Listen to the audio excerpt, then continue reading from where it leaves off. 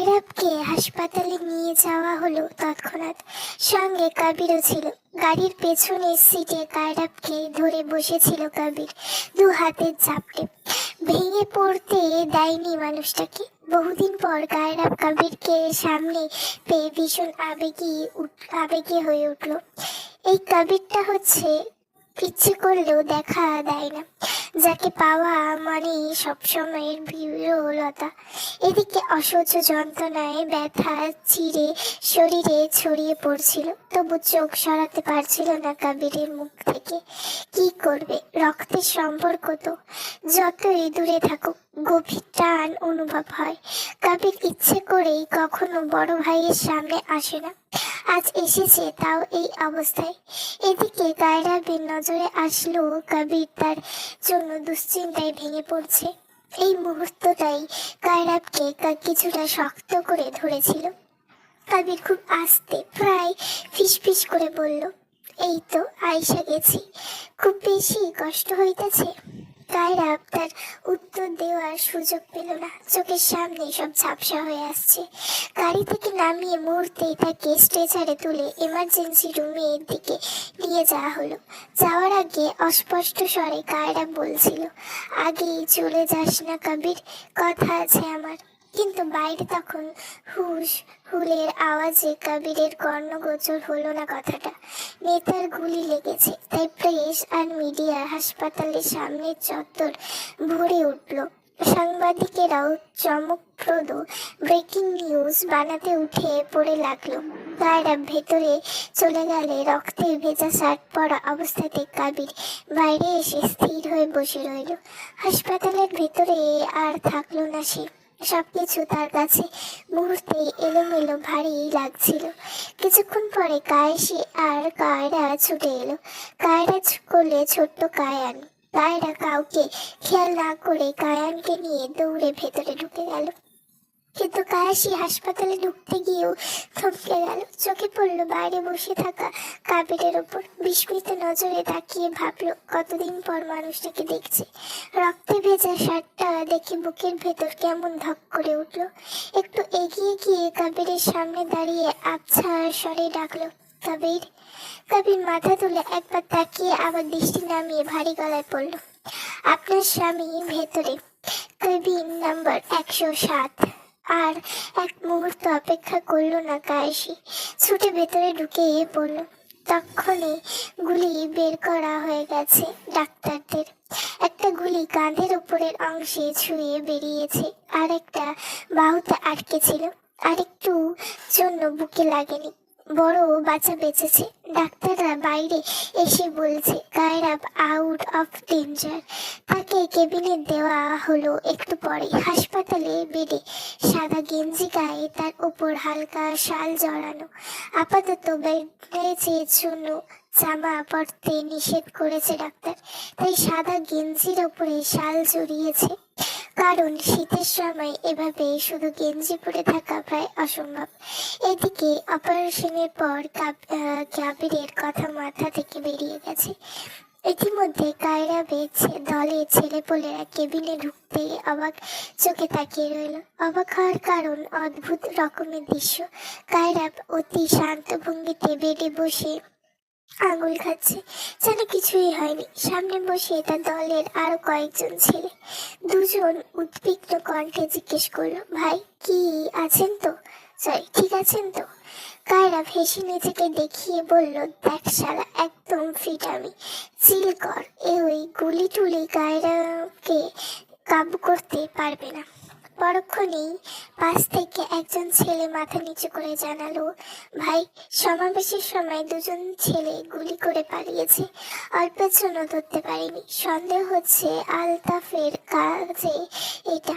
কায়রাব সিংহের ন্যায় থাবা দেখিয়ে গম্ভীর স্বরে বলল, সন্দেহ কিসের, আলতাফ কুত্তাই কাজ এইটা। আর বেহুদা চামচাদের ধরে কি হবে, ধরবো তো সোজা আলতাফকে। আপাতত চুপ থাক বিষয়টা নিয়ে। সামনে নির্বাচন, বুঝে শুনে কাজ করতে হবে। নির্বাচনটা হয়ে যাক শুধু, একদম থাবা মেরে ধরবো সবটাকে, তারপর ওর চ্যাপ্টার দি এন্ড। ছেলেগুলো মাথা নেড়ে বাঁকা হাসলো। এই সময় ফিরোজ ঢুকলো, কায়রাবের সবচেয়ে ঘনিষ্ঠ মানুষ, যে শুরু থেকে তার পাশে আছে। ডাক্তারের থেকে রিপোর্ট আনতে গিয়েছিল, এইমাত্র কেবিনে এসে বলল, ভাই, ভাবি আর বোন এসেছে, পাঠিয়ে দেব? কায়রাব হেসে বেডে হেলান দিয়ে বলল, পাঠিয়ে দে। এরপর ছেলেগুলো সবাই বেরিয়ে গেল। কায়রা কায়ানকে নিয়ে ঢুকলো পেছনে কায়েসি। বাবাকে দেখে কায়ান এক লাফে তার কোলে উঠে মুখ গুজে দিল বুকে। কায়রা আটকাতে গেলে কায়রা চোখের ইশারায় মানা করলো। এত মানুষ দেখে বাচ্চাটা ভয় পেয়ে গেছে, সচরাচর এত মানুষ একসাথে দেখেনি কায়ান। ধরা গলায় কায়ান বলল, ভাইজান এসব কি? খবরে দেখেই ছুটে এলাম, আর একটু হলে দম বেরিয়ে যেত। তুমি এসব ছেড়ে দাও না। কেন? পরিবারকে চিন্তায় রাখতে এত ভালো লাগে? কায়রা হাত বাড়িয়ে বোনের মাথায় হাত বুলিয়ে নরম গলায় বলল, বাচ্চা মেয়ে বাচ্চাই থাক, বড় শাস্তি হবে না। এই বিকেলে 4টায় না তোর পরীক্ষা? 3:30 বেজে গেছে, দেরি করিস না আর। আমি একদম ঠিক আছি, দেখে নে, যাওয়ার সময় আমার গাড়ি নিয়ে যাস। কায়রা মাথা নাড়িয়ে আর কিছু না বলে বেরিয়ে গেল। সত্যি তার দেরি হয়ে যেত। ভাই ঠিক আছে দেখে আর দেরি করলো না। এদিকে কায়েসি ভেজা চোখে কেবিনের এক কোণে দাঁড়িয়েছিল। কায়রা ইশারায় কাছে ডাকলো। কায়েসি এগিয়ে এসে পেটের পাশে বসলো অতি ধীর ভঙ্গিতে। কায়রা মৃদু হেসে বলল, তোমার দোয়া কবুল হতে হতেও হলো না, আফসোস।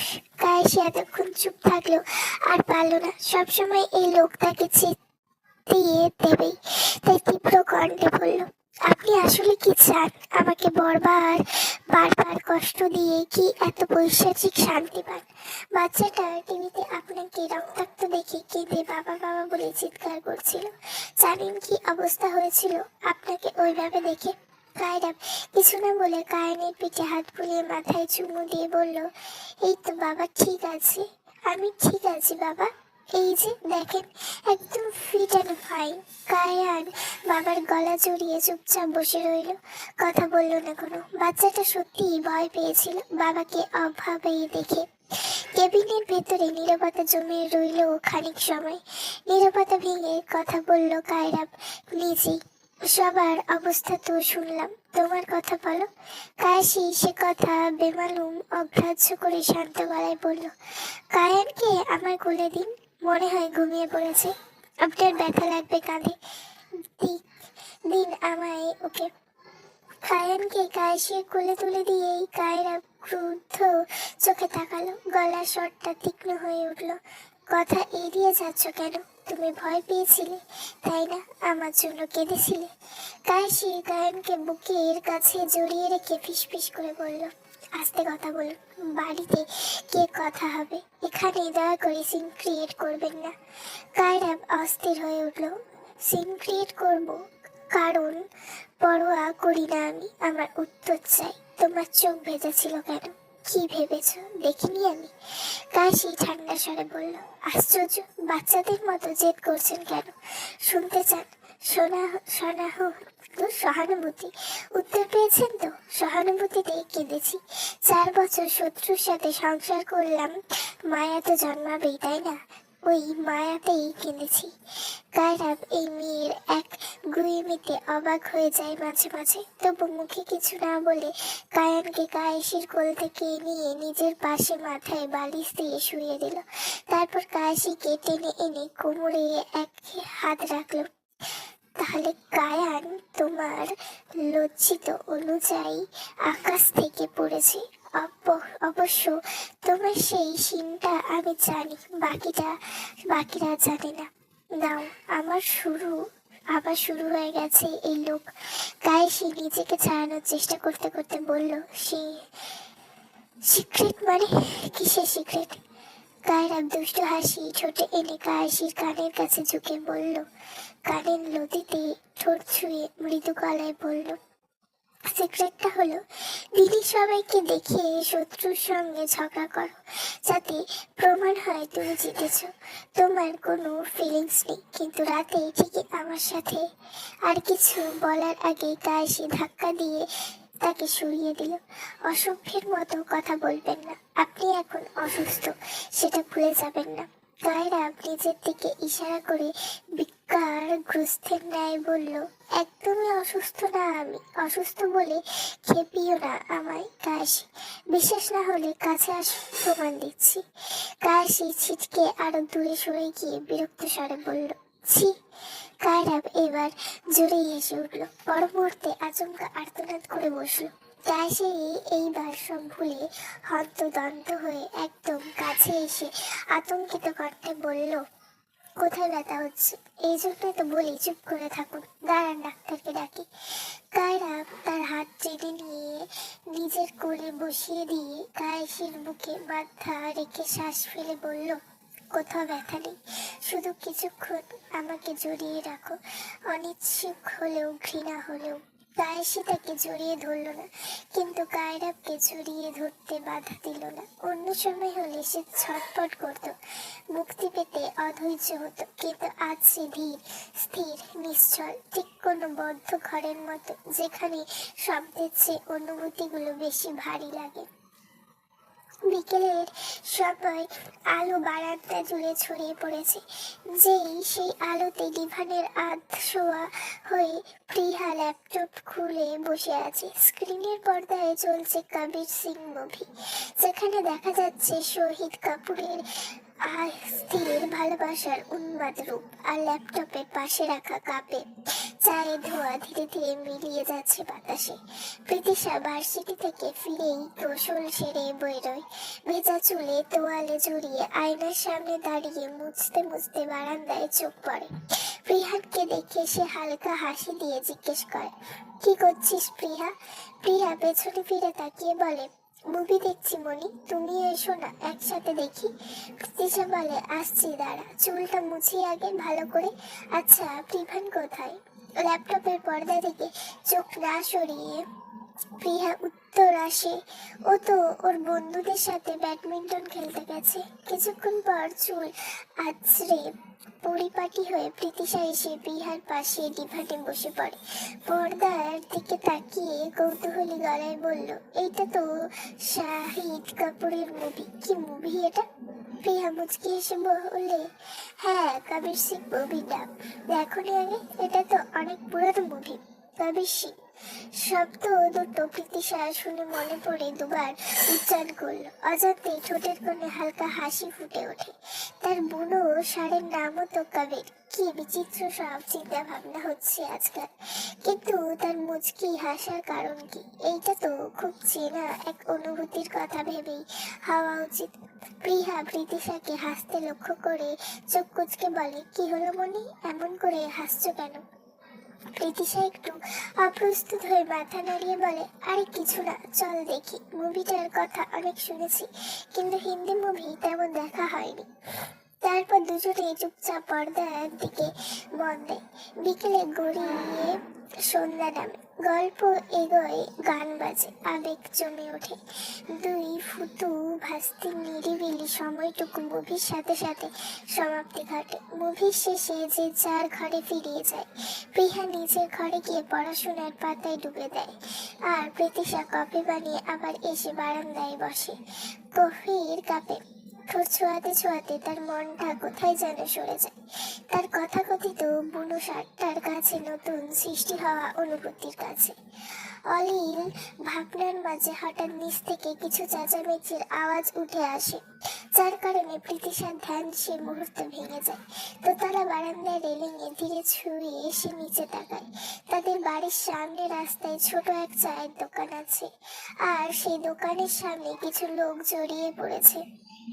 ঝগড়া চলছে, পাওনা আদায়ের ঝগড়া। কথাগুলো স্পষ্ট শোনা যাচ্ছে না, তাই বুঝলো প্রীতিশা যে ঝগড়াঝাটি চলছে। কিন্তু তা অতি সাধারণ ঘটনা মনে হয়ে চোখ ফেরাতে চাইলো, কিন্তু তখনই নজর কাড়ে এক মোটা চেহারার লোকের সরে যাওয়ার পরের দৃশ্য দেখে। যখন ঝগড়া করতে করতে সে সরে গিয়ে স্পষ্ট হয়ে দাঁড়ালো পেছনে পরম পরিচিত পুরুষালী অবয়ব, তখন চমকালো প্রীতিশা।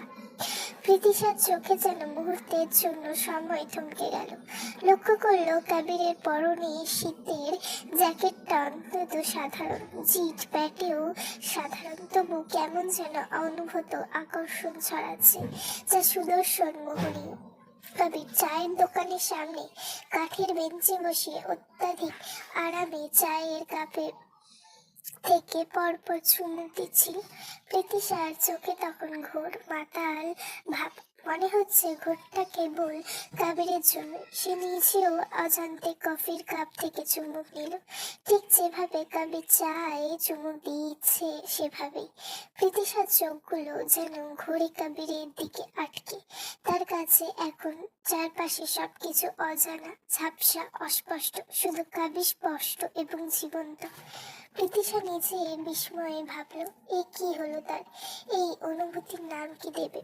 হৃদয়ের ভিতরে অজানা এক উত্তেজনা, অচেনা আকর্ষণ আর অল্প ভয়েস মিশ্রিত সবকিছু মিলিয়ে একরকম অদ্ভুত অনুভূতি জন্ম নিচ্ছে বুনো ষাটটার প্রতি। কাবিরের উপস্থিতি এত প্রবাহিত যে বাস্তবটা অজানা, ঝাপসা হয়ে যাচ্ছে প্রীতিশার কাছে। ঘোর ধীরে ধীরে কমতে লাগলো, আর প্রীতিশার মনে হলো নিচে যাওয়ার প্রয়োজন। এক নজর সামনে থেকে দেখে আসা যাক। বাবা মাত্র কাজ শুরু। একখানা চাদরে নিজেকে জড়িয়ে সে নিঃশব্দে বারান্দা থেকে নেমে এলো চায়ের দোকানের দিকে। কাবিরের বসা বেঞ্চটাতেই সে বসলো, কিন্তু নির্দিষ্ট দূরত্ব বজায় রেখে। কাবিরকে না দেখার ভান করে দোকানদারের দিকে তাকিয়ে বলল, বাবা এক কাপ চা দিন, এক চামচ চিনি দিয়ে। কাবির পরিচিত নারী সুলভ কণ্ঠ পেয়ে পাশে তাকালো, চোখ বড় করে চমকে উঠল, বলল, তুমি এখানে? প্রীতিশা হালকা চমকানির ভান করলো, তারপর ভদ্রভাবে উত্তর দিল, ওহ আপনি? আমি তো চা খেতে এসেছিলাম। আমার বাসার সামনে, ওই যে দোতলা বাড়িটা। মাঝে মাঝে আমি আসি এখানে চা খেতে। কবির শুধু মাথা নাড়ালো। তখনই দোকানে পুরানো রেডিও ভেঙে আসলো একটি গানের সুর। আমি পাথরে ফুল ফোটাবো শুধু ভালোবাসা দিয়ে, আমি সাগরে ঢেউ থামাবো শুধু ভালোবাসা দিয়ে, তুমি যদি থাকো আমি পাশে আছি। প্রীতিশা গানের কথাগুলো মন দিয়ে শুনছিল। কি অদ্ভুত ভাবে বেড়ে গেল। প্রীতিশাকে তো পাথরের ফুল ফোটাতে হবে, অনেক কঠিন কাজ। বুড়ো ষাটটার পাথর মন গলাতে হবে তাকে। নিজ ভাবনার মাঝে কাবিরের রুক্ষ কর্কশ গলার আওয়াজ শোনা যায়। এই বয়সে কিসের প্রেম পীড়িতের গান শোনেন বাবা? লক্ষ্য তো ভালো না, গান ঘুরায় দেন। কি সব কয় না কয়, ভালোবাসা দিয়া পাথরে ফুল ফোটাবো, সাগরের ঢেউ থামাবো, যত সব আউল ফাউল কথাবার্তা। দোকানদার লোকটিকে হতবাক হলো এমন কথায়, আবার পরক্ষণে লজ্জিত হয়ে রেডিও বন্ধ করে দিল, আর কোনো গাড়ি চালালো না। আবার কি বলে বসে এই ছেলে, এই ভয়ে। এদিকে প্রীতিশা দীর্ঘশ্বাস ফেললো হতাশায়। এই শার্টটাকে মানুষ বানাতে বড্ড বেগ পোহাতে হবে বুঝলো।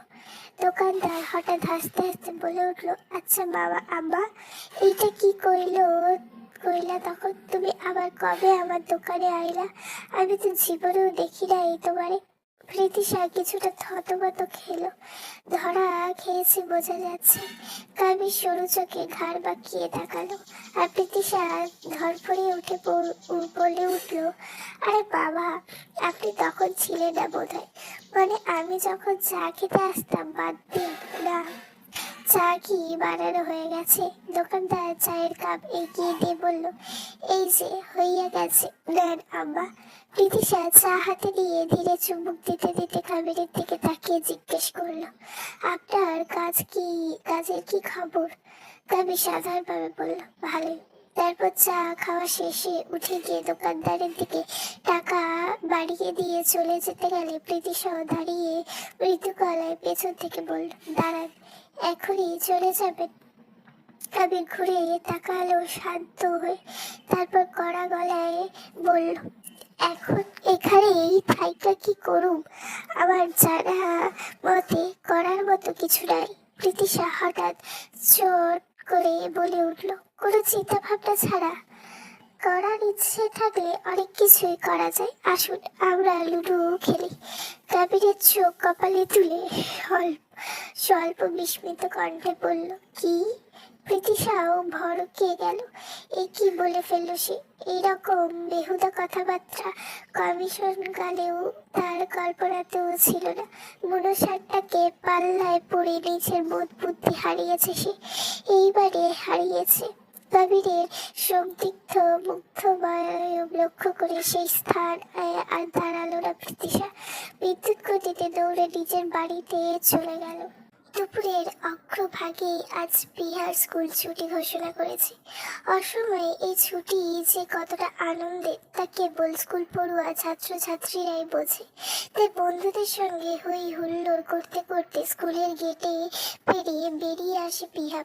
হাসির কথা আর দুষ্টুমির মাঝে হঠাৎ নেমে আসে প্রশান্তির বিপর্যয়।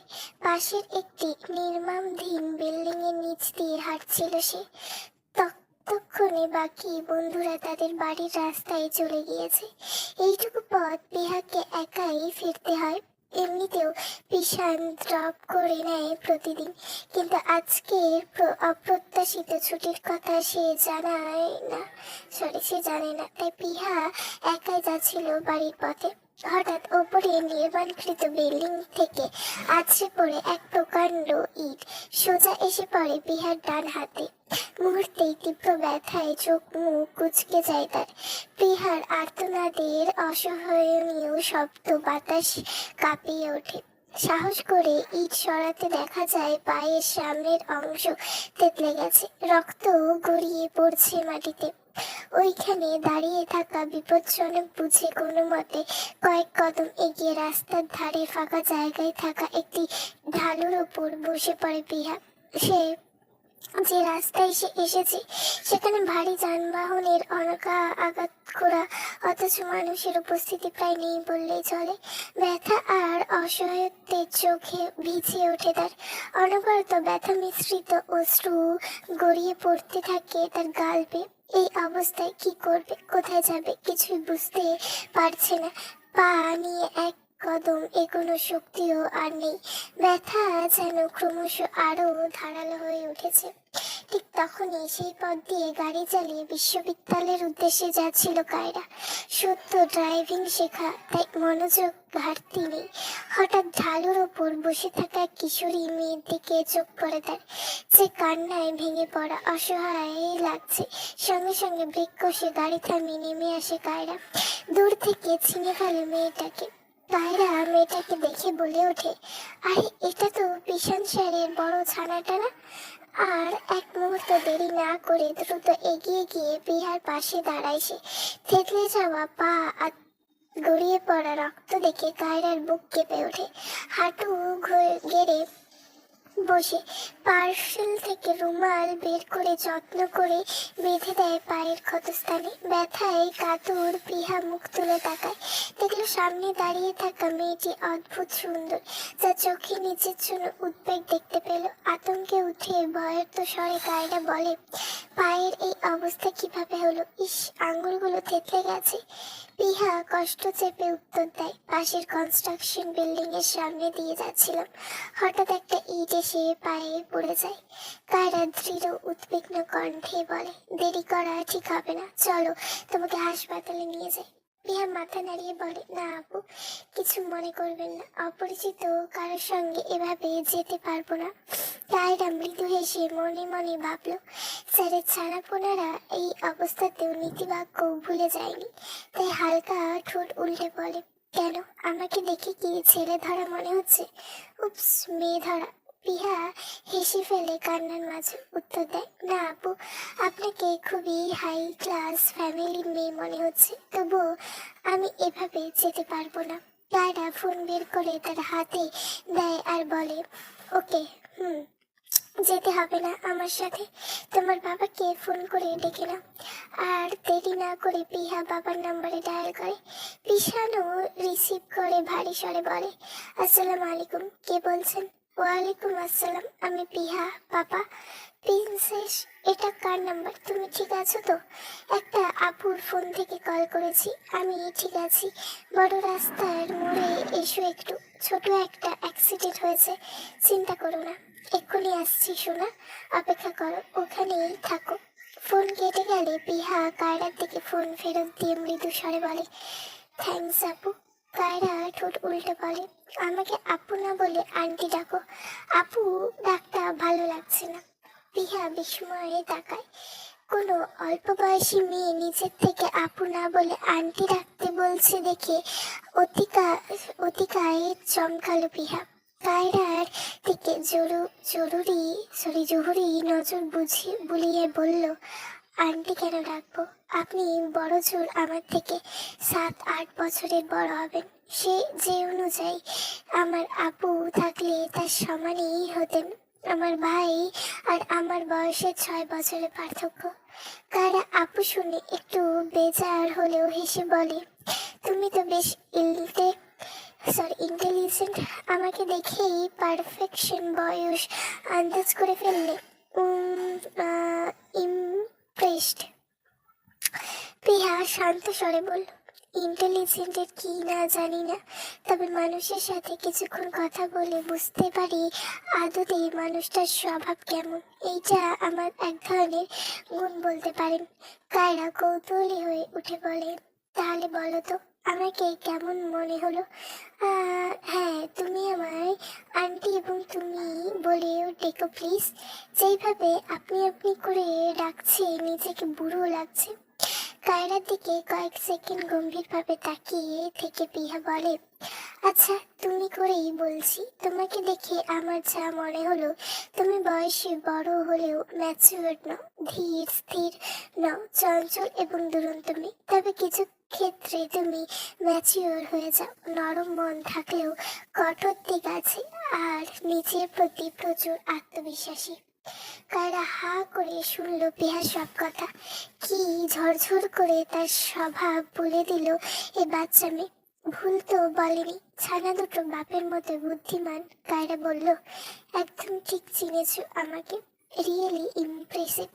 ততক্ষণে পিশান গাড়ি নিয়ে চলে এসেছে। গাড়ি থেকে নেমে এসে পিয়াকে বসে থাকতে দেখে দৌড়ে গিয়ে জড়িয়ে ধরে। পিশান বলে, আল্লাহ, পায়ে কি হয়েছে? পিয়া বাবাকে আশ্বস্ত করে বলে, অস্থির হয়ে না বাবা, ইট পড়েছে পায়ে, তাই বসেছিলাম এখানে। তখন এই আন্টি আমাকে সাহায্য করেছে তোমাকে ফোন করতে। পিশান পাশে এতক্ষণ দেখেনি। পিহার কথায় ঘুরে তাকিয়ে দেখে কায়রাকে।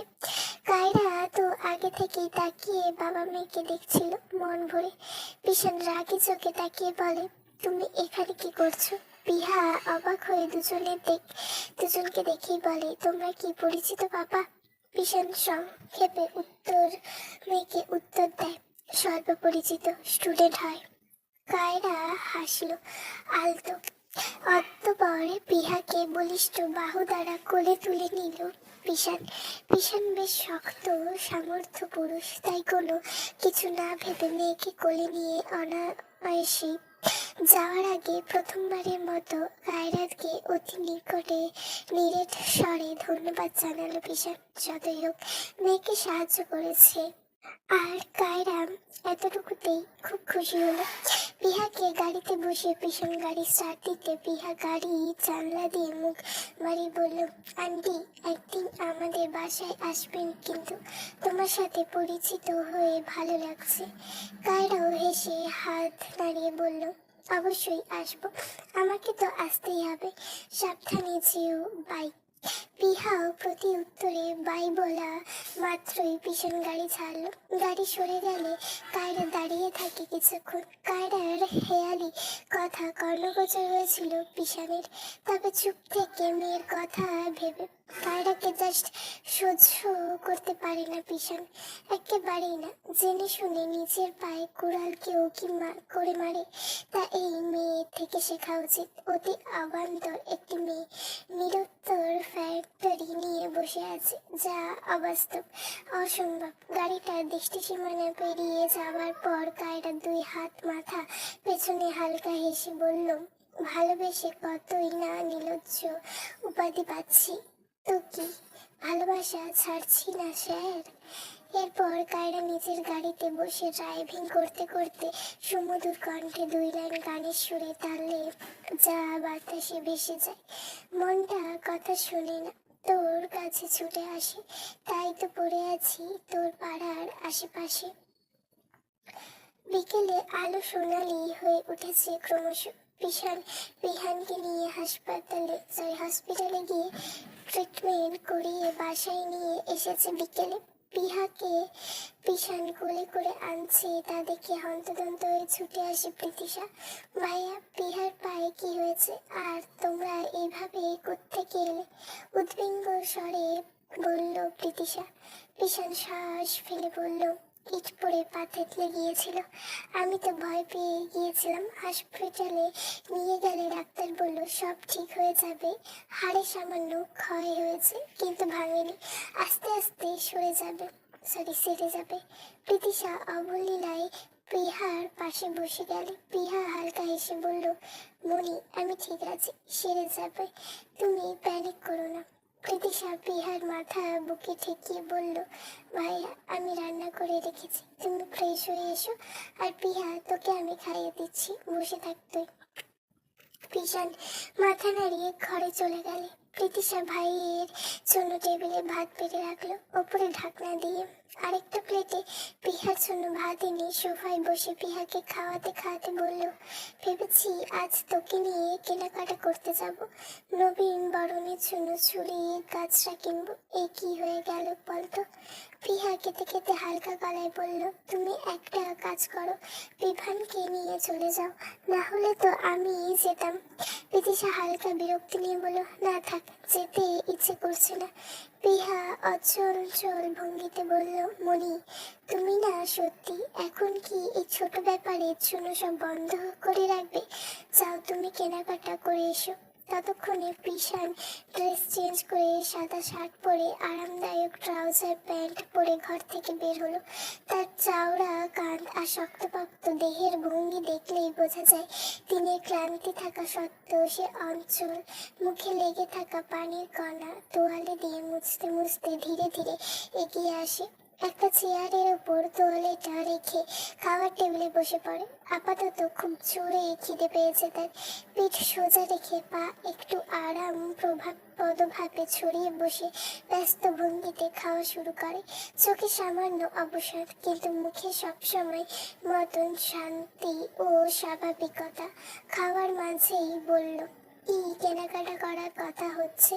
প্রীতিশা উঠে প্রিয়ার কাছে আরেকটু ভাত নিয়ে এলো, বলল, কাল আমার ভার্সিটিতে নবীনবরণ, আজ পিহার সঙ্গে কেনাকাটা করার কথা ছিল, কিন্তু হয়তো ভাগ্যই চাইল না।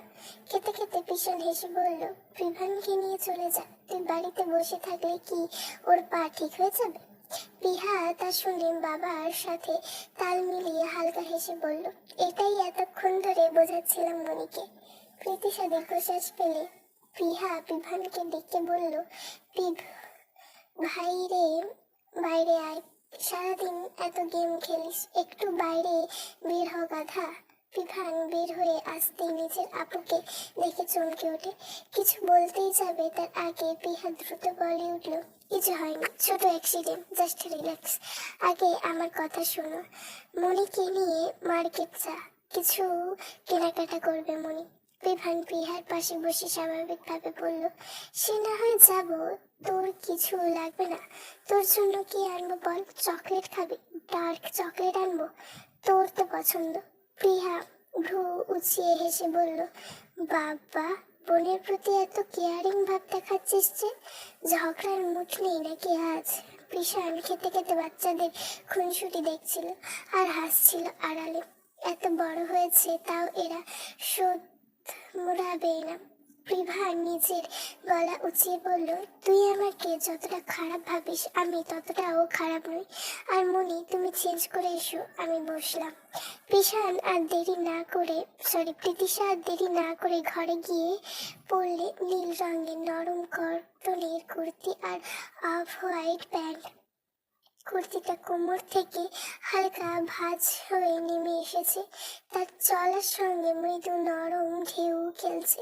লম্বা চুলগুলো সে একটি নীল রঙের ফাঁপি রাবার ব্যান্ডে বাঁধলো। আর এই কুর্তিটা গত মাসে নিজে টিউশনের টাকা থেকে কিনেছিল, তবে সেভাবে আর পরা হয়নি। আয়নার সামনে দাঁড়িয়ে চোখে হালকা বোল্ড করে কাজলে রেখা টানলো। তার সাজসজ্জা ছিল পরিমিত, তবু নজর কাড়া। দুই প্রান্ত থেকে গায়ে জড়ানো চাদর তাকে এক ধরনের কোমল আবরণ দিয়েছে। শীতে চাদর ছাড়া বের হওয়াই যাবে না। আর সবশেষে ঘর থেকে বের হওয়ার সময় হাতে নীল ছোট পার্স। প্রীতিশা বিভানকে বলল, চল, রেডি আমি। বিভানও উঠে দাঁড়ালো। এরপর প্রীতিশা বিভানকে নিয়ে বেরোতে বেরোতে বলল, ভাইয়া, পিহা, আমরা এলাম। বিশান শান্ত স্বরে বলল, সাবধানে যাস, আর সন্ধ্যার আগে ফিরবি। প্রীতিশা হালকা মাথা নাড়ল, ওকে ভাইয়া। তিশা একে একে শহরের ছোট বড় সব রকমের দোকানগুলোতে ঘুরছিল। প্রতিটি চুড়ির প্রতি চোখ আটকে রাখলেও মন মতো কোনো চুড়ি খুঁজে পাচ্ছিল না। নীল শাড়ি আর গাছটা কিনে নিয়েছে সেই কখন, অথচ চুড়ি খুঁজতে গিয়ে যেন তার ধৈর্যের পরীক্ষা শুরু হলো। বিভান পাশে হাঁটতে হাঁটতে হালকা হতাশা নিয়ে বলল, মনি, বুঝেছি তোমার পছন্দসই চুড়ি এই পৃথিবীতে নেই। প্রীতিশা ঠোঁট উল্টে হেসে বলল, এভাবে হতাশ করিস না, চল আরেকটু দেখি, সামনে যেতে না থাকি, আয়। বিভান প্রীতিশার পেছন থেকে হেঁটে হেঁটে হতাশ গলায় বলল, সামনে সামনে করতে করতে পুরো টাঙ্গাইল শহর ঘুরলাম তোমার জন্য, কিন্তু মনি, এবারেও। প্রীতিশা বিভানকে পুরো কথা বলার আগে সামনের দোকানের একটি চুড়ির বক্স দেখিয়ে উচ্ছ্বসিত হয়ে বলল, ওই দেখ, ওই চুড়িগুলো দেখছিস? প্রীতিশার চোখ হঠাৎ ঝলমল করতে লাগলো। সামনের দোকানে কাচের বক্সে ঝলমল করছে এক বক্স নীল গাছরাজ চুড়ির সেট। তার শাড়ির সঙ্গে রঙের সঙ্গে যেন পারফেক্ট ভাবে মিল। খুশির ছোটে দৌড়ে এসে এগিয়ে গেল। হৃদয়ে দ্রুত ধুকপুক করছিল, হাত দিয়ে স্পর্শ করবে তার ঠিক আগ মুহূর্তে হঠাৎ আরেকটি নারী সুলভ কোমল সরু হাত তার আগে চুড়ির বক্সটি তুলে নিল। প্রীতিশার চোখ বিস্ময়ে ফেটে গেল। চুপচাপ দোকানের ভিড়ের মধ্যে থেকে সে চুড়িগুলোর দিকে তাকিয়ে রইল মলিন চোখে। আর মৃদু হৃৎকম্পে মনে হলো কেউ যেন তার এক ছন্দ স্বপ্ন যত্ন করে ভেঙে দিল। কেউ কি জানে তার চোখে কতটা উজ্জ্বল আশা জ্বলছিল ওই চুড়িগুলো। প্রীতিশা তাকিয়ে দেখলো সামনে থাকা নারীটির কোলে বছর তিনেকের ছোট্ট ছেলে শিশু ছোট হাত দুটো মায়ের গলায় চড়িয়ে। চোখে কৌতূহল আর নিভে যাল আনন্দ নিয়ে দোকানে লাইটিং দেখছে সে। আর না, বলেই নয়, সামনে থাকা নারীটিও অত্যন্ত সুন্দরী, যাকে বলে অনাবিল সৌন্দর্যের প্রকাশ স্বরূপ। শাড়ি পরার ভঙ্গিটাও অতি নিখুঁত, মার্জিত। ফর্সা পাতলা গড়নের শরীরে কমলা রঙের শাড়িটি চমৎকার ভাবে ফুটে উঠেছে। সেই নারীটি প্রীতিশার দিকে তাকালো এবং হালকা বিজয়ের হাসি খেললো চোখে। মৃদু কোমল কণ্ঠে মিষ্টি হেসে বলল, একটু যে দেরি করে ফেললে তুমি।